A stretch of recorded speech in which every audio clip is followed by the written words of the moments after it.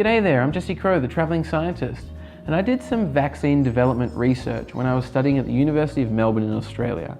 So today I want to tell you just a little bit about the science of vaccines. But to understand how vaccines work, first you need to understand a little bit about our own immune system. So you have dendritic cells, which are white blood cells that patrol around your body looking for certain kinds of danger signals. And when they detect a pathogen like a bacteria or a virus, they become activated and travel to the lymph nodes and the spleen where they can initiate an immune response. The dendritic cell presents the antigen to other immune cells like T cells and B cells, which is like your body's army. And the T and B cells that recognize this foreign antigen will multiply and spread out into your bloodstream where they can look for that pathogen and destroy it.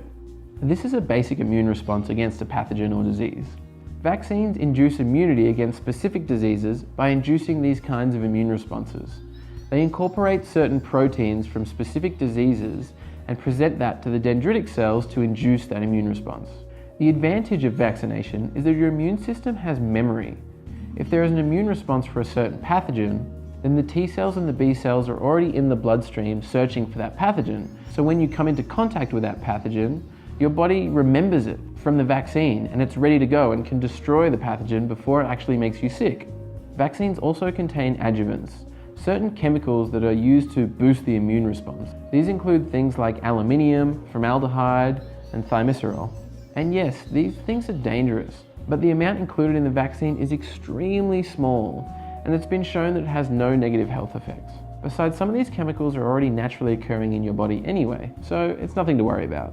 And because vaccines only use certain proteins or antigens from a pathogen, it's impossible to get a disease from a vaccine.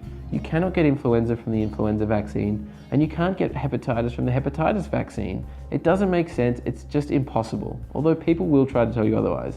Don't listen to them. And so now you know how vaccines work, let's talk about the future of vaccination. Vaccination doesn't always work. Sometimes your body just doesn't produce the right kind of immune response, or sometimes your immune memory only lasts for a couple of years and then fades away. This is because we currently inject the vaccine particles into the bloodstream and just hope that it works out. And it usually does, but not all the time. What if we could produce a vaccine that was targeted specifically to the dendritic cells? What if vaccines were able to induce lifelong immunity against a specific disease? What if a vaccine was guaranteed to be 100% effective? And what if we could vaccinate against diseases like HIV? These are the next steps in vaccine development, and researchers around the globe are currently working on new methods of vaccination that could potentially make them more effective and thereby protecting more of the population around the world against life-threatening diseases that claim millions of lives every single year. So there you go, guys. That was the science of your immune system, vaccines, and the potential future of vaccination. I really hope you learned something by watching this video, and if you want to see more awesome science videos, please subscribe to my YouTube channel, The Travelling Scientist. I'll see you guys next Science Sunday. Cheers.